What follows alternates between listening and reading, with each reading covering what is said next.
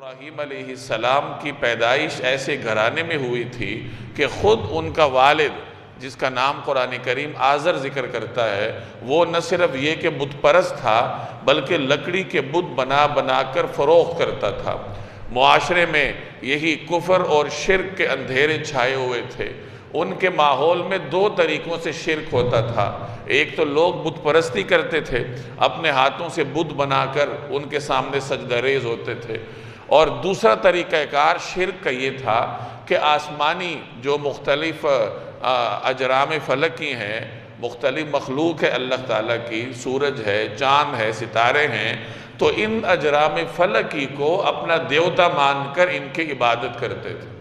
اور اس عبادت میں ان کے اعزاء اور اقرباء بھی شریک تھے، ان کا پورا ماحول شریک تھا۔ ان کے زمانے میں جو بادشاہ تھا نمرود، وہ خود اپنے آپ کو رب کہلواتا تھا، اور وہ بھی قوم کے ساتھ شرک کے ان تمام مظاہر میں شریک تھا۔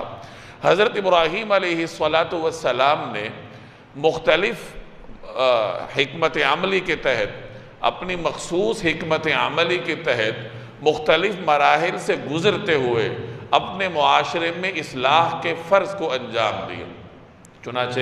انہوں نے اپنے والد کے سامنے اللہ تبارک و تعالیٰ کا پیغام رکھا۔ والد کے ساتھ ان کا یہ مکالمہ قرآن کریم نے ذکر کیا ہے تفصیل کے ساتھ، اور اس پر غور کرنے سے معلوم ہوتا ہے کہ کس طریقے سے اپنے والد کو حضرت ابراہیم علیہ السلام نے دلیل کے ساتھ سمجھایا، لیکن سمجھانے میں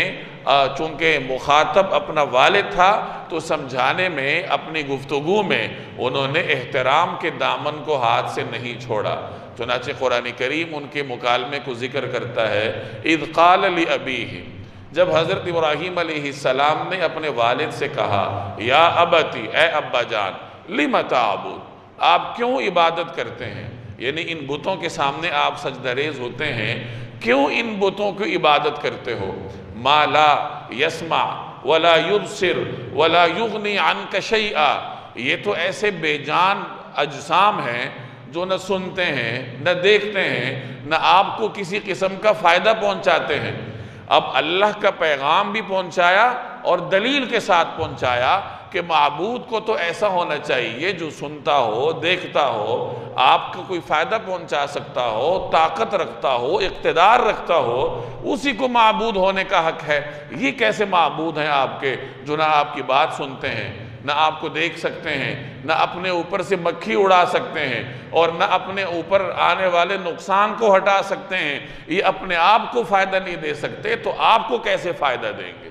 تو دین کا پیغام بھی پہنچایا اور ساتھ دلیل بھی دی، اور دلیل بھی ایسی جس کو مخاطب سنتے ہی سمجھ جائے۔ اب چونکہ یہ ایک نئی بات تھی، ان کے معاشرے میں یہ ایک نئی آواز تھی، اب سوال ہو سکتا تھا کہ یہ نئی بات کہاں سے آئی؟ تو حضرت ابراہیم علیہ السلام اس کا بھی جواب دے رہے ہیں، یا ابتی انی قد جاءنی من العلم ما لم یأتک، اے ابا جان میرے پاس ایک ایسا علم آیا ہے جو آپ کے پاس نہیں ہے، یعنی مجھے اللہ نے نبوت سے سرفراز کیا ہے، میرے پاس اللہ کی وحی آتی ہے۔ گویا اپنے اس دعوت کا ماخذ بتلا رہے ہیں، سورس بتا رہے ہیں کہ میں یہ دعوت کیوں دے رہا ہوں، یہ جو نئی بات میں کر رہا ہوں اپنے معاشرے میں، آپ لوگوں کے لیے بظاہر یہ نئی بات ہے، تو اس نئی بات کی وجہ یہ ہے کہ اللہ نے میرے اوپر وحی بھیجی ہے، اور اس وحی کی روشنی میں میں آپ کو یہ بات کہہ رہا ہوں، فاتبعنی، لہٰذا میری اتباع کرو، کیونکہ والد تو آپ ہیں لیکن وحی الہی کا نور میرے پاس ہے، وحی الہی کا حامل میں ہوں، لہٰذا میری اطاعت کرو، میری اتباع کرو۔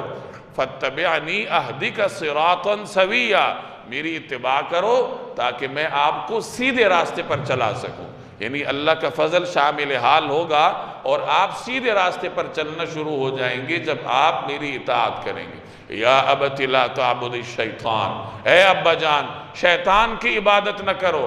کیونکہ جب آپ شیطان کی عبادت کرو گے تو کیا ہوگا؟ آپ رحمان کے نافرمان شمار ہوں گے۔ ایک پیغام دے دیا کہ ایسا نہیں ہو سکتا کہ آپ رحمان کے بھی دوست شمار ہوں اور شیطان کی بھی پجاری شمار ہوں، ایک راستے کا انتخاب کرنا پڑے گا، یا تو شیطان کے راستے پر چلنا ہوگا یا رحمان کے راستے پر چلنا ہوگا۔ لا تعبد الشیطان شیطان کی عبادت نہ کرو، کیونکہ ورنہ کیا ہوگا کہ تم ان الشیطان کان للرحمن عصیا، کیونکہ شیطان جو ہے وہ تو رحمان کا نافرمان ہے، آپ شیطان کے پیچھے چلو گے تو آپ بھی رحمان کے نافرمان شمار ہوگے۔ یا ابت انی اخاف ان یمسک عذاب من الرحمن، اے ابا جان مجھے یہ خوف ہے کہ کہیں رحمان کی طرف سے آپ پہ عذاب نہ آ جائے، فَتَكُونَ لِلشَّيْطَانِ وَلِيًّا، تو آپ شیطان کے دوستوں میں سے شمار ہوں گے۔ اللہ کا عذاب آئے گا شیطان کے پجاریوں پہ تو آپ بھی اسی عذاب کے لپٹ میں آ جائیں گے۔ تو اس طرح ادب و احترام کے ساتھ دلیل دے کر حضرت ابراہیم علیہ السلام اپنے والد کو سمجھا رہے ہیں۔ اب یہ